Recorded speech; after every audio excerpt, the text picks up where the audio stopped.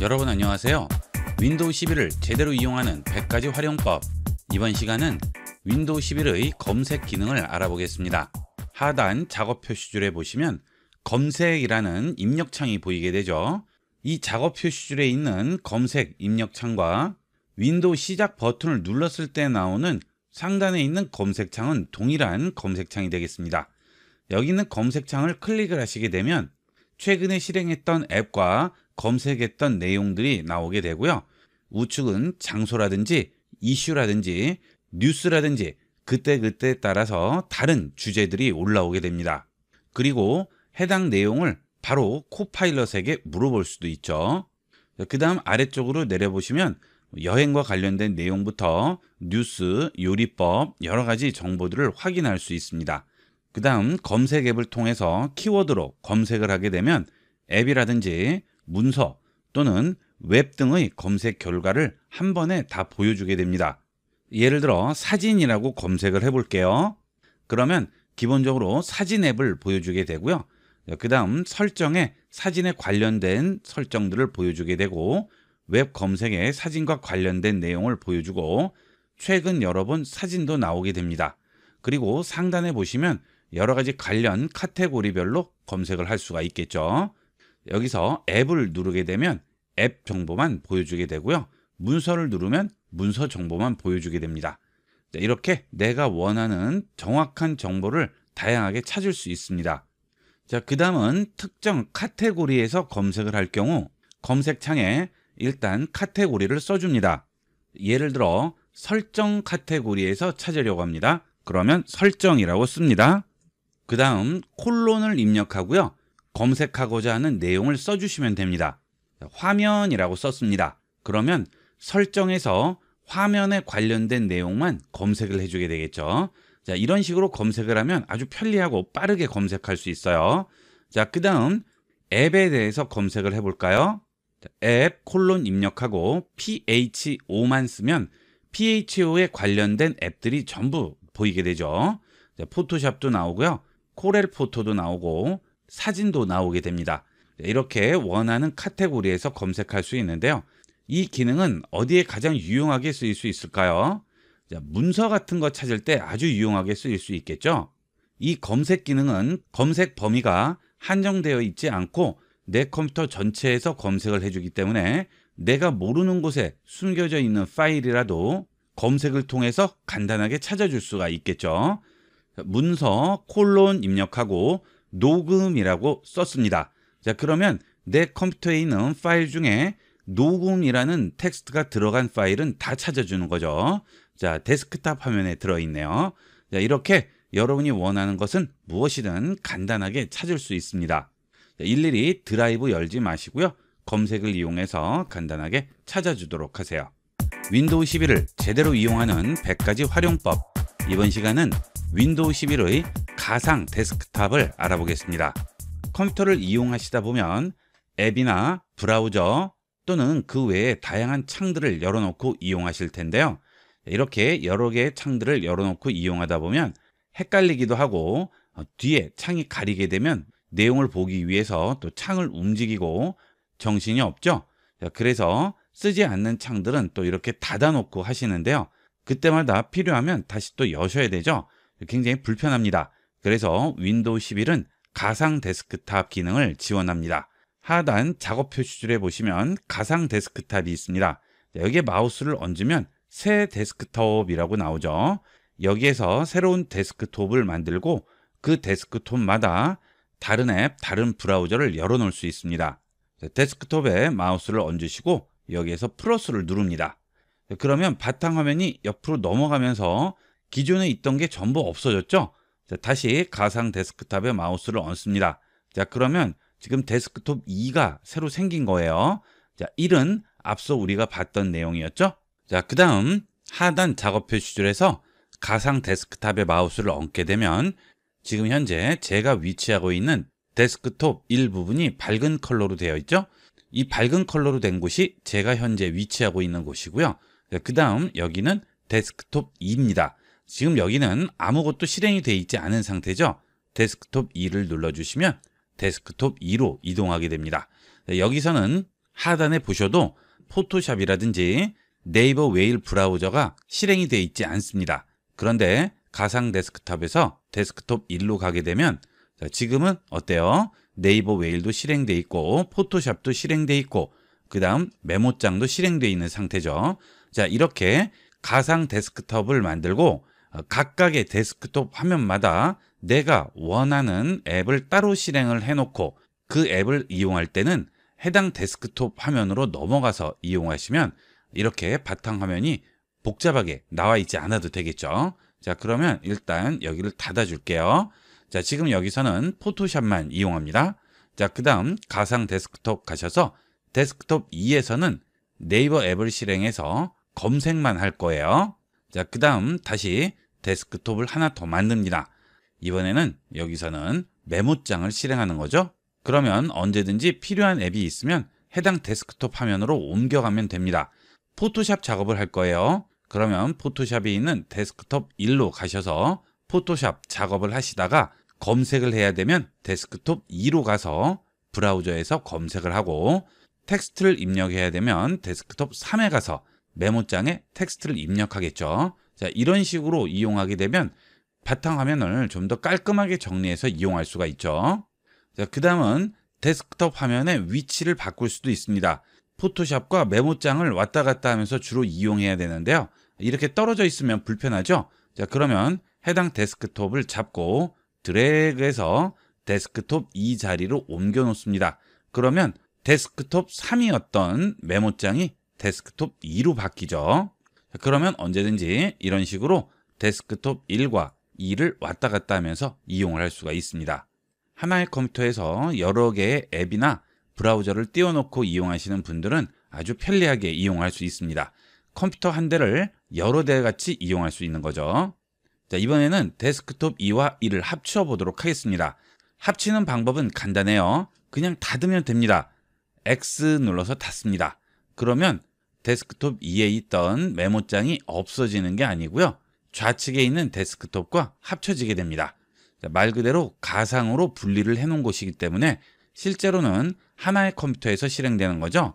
그렇기 때문에 데스크톱을 닫는다고 해서 그 데스크톱에 있는 앱이나 하던 작업이 없어지는 게 아니고요. 좌측에 있는 데스크톱 화면으로 합쳐지게 되는 거죠. 자, 이번에는 브라우저도 합쳐볼까요? 그러면 이 브라우저를 닫아주게 되면 데스크톱 1로 합쳐지게 되겠고요. 데스크톱 1을 닫으면 어떻게 될까요? 그러면 데스크톱 2로 합쳐지겠죠. 그렇죠? 그 다음 다시 들어가 보면 다시 데스크톱 1로 바뀌었습니다. 자, 이런 식으로 이용을 하시면 여러 개의 데스크톱 화면을 열어놓고 필요한 앱이나 브라우저 작업들을 따로따로 지정을 한 다음 해당 데스크톱 화면에서 간편하게 작업을 할 수 있습니다. 이 가상 데스크톱을 잘 이용하지 않으시는데요. 하나의 화면에 동시에 여러 개를 띄워놓고 복잡하게 작업하지 마시고요. 여러 개를 띄울 때는 이렇게 데스크톱을 만들어서 이용하도록 하세요. 윈도우 11을 제대로 이용하는 100가지 활용법. 이번 시간은 알림 기능에 대해 알아보겠습니다. 윈도우에서 알림 기능은 하단 작업 표시줄 제일 우측에 있는 종 모양 버튼을 누르시면 알림이 나오게 되죠. 아래쪽에는 달력이 나오고요. 그 위쪽에는 알림이 나오는데요. 이 알림 설정으로 들어가기 위해서 윈도우 시작 버튼 누르고 설정으로 들어가셔야 되는데 복잡하게 들어가지 않고 여기 있는 알림 버튼을 누르시고 방해 금지를 켜주세요. 그러면 알림 설정이 나오게 됩니다. 여기서 들어가게 되면 간단하게 들어올 수가 있죠. 윈도우 시작 버튼 누르고 설정으로 들어가시면 시스템을 누르시면 여기에 알림이 있습니다. 이쪽으로 들어오셔도 돼요. 이렇게 알림으로 들어오시게 되면 알림 켜기 버튼이 있죠. 우측에 있는 화살표를 누르시면 알림이 소리를 재생하도록 허용할 수도 있고 잠금 화면에 알림을 표시할 수도 있고 잠금 화면에 미리 알림 및 수신, 통화 표시도 할 수 있습니다. 자, 알림을 켜볼게요. 자, 지금은 알림이 켬 상태죠. 자, 그러면 알림이 소리를 재생하도록 허용하는 거죠. 자, 그러면 알림이 오게 되면 소리로 알려주게 되겠고요. 잠금 화면 상태에서도 알림을 표시해 주게 됩니다. 자, 그 다음은 방해 금지인데요. 지금 알림 설정으로 들어오기 위해서 여기 있는 방해 금지 모드를 켜줬죠. 자, 그래서 알림으로 들어왔기 때문에 지금 방해 금지가 켜져 있습니다. 방해 금지가 켜지게 되면 종 모양의 GG라는 표시가 나오게 되고요. 내 컴퓨터에 들어오는 모든 알림이 차단이 됩니다. 집중해서 일을 해야 할 경우 알림이 자꾸 울리면 신경 쓰이죠. 자, 그럴 때는 이 방해 금지를 켜고 이용하도록 하시고요. 그 다음 그 아래 보시면 자동으로 방해 금지 켜기가 있죠. 여기에 들어가시게 되면 내가 원하는 시간에 자동으로 방해 금지 모드가 켜지게 됩니다. 아래쪽에 보시면 디스플레이 복제 시에 게임을 플레이할 때, 전체 화면 모드에서 앱을 사용할 때, 윈도우 기능 업데이트 후 처음 1시간 이렇게 기본적인 내용들이 나오게 되는데요. 그 외에는 여러분이 직접 시간을 지정해서 알림을 자동으로 켜고 끌 수가 있습니다. 이것은 필요에 따라서 이용을 하시면 되겠습니다. 자, 그 다음은 우선순위 알림 설정인데요. 여기에 들어가시면 알림의 우선순위를 정할 수 있습니다. 그래서 여러 개의 알림이 있을 경우 여기서 우선순위 알림을 설정하게 되면 방해 금지가 켜졌을 때도 해당 알림은 울리게 되겠죠. 자, 보시면 앱도 있고 여러 가지가 있는데요. 이런 게임바라든지 시계라든지 캡처 도구는 꼭 알림이 울려야 할 필요는 없겠죠. 자, 그런 경우에는 우측에 있는 점 3개 버튼 누르시고 제거를 해주시면 되겠고요. 그 다음 앱 추가를 하셔서 필요한 알림이 있을 경우 그 알림을 설정해 주시면 되겠습니다. 그 다음은 집중 모드인데요. 여기에 들어가시게 되면 여러분이 집중하는 시간 동안 알림을 끌 수가 있죠. 자, 지금 세션 기간이 30분으로 잡혀 있는데요. 여기서 플레이 버튼을 누르게 되면 누른 순간부터 30분 동안은 알림이 꺼지게 됩니다.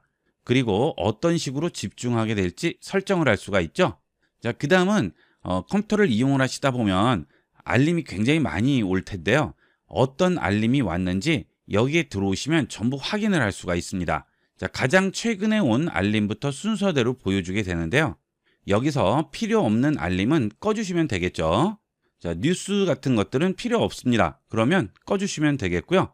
시계라든지 원드라이브라든지 이런 것들은 필요가 없을 경우 전부 끄고 이용을 하시면 알림 숫자를 많이 줄일 수가 있습니다. 자, 그 다음은 크롬 같은 경우에는 광고 알림도 오게 되는데요.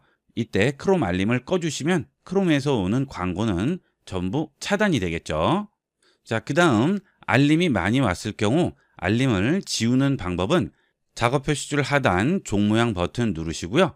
여기서 모두 지우기 해주시면 지금까지 온 알림을 모두 지울 수가 있습니다. 알림이 너무 많아서 정신 없을 경우에는 이렇게 전부 지워주도록 하세요. 이렇게 해서 이번 시간은 윈도우 11의 알림 설정에 대해서 알아봤습니다. 윈도우 11을 제대로 이용하는 100가지 활용법.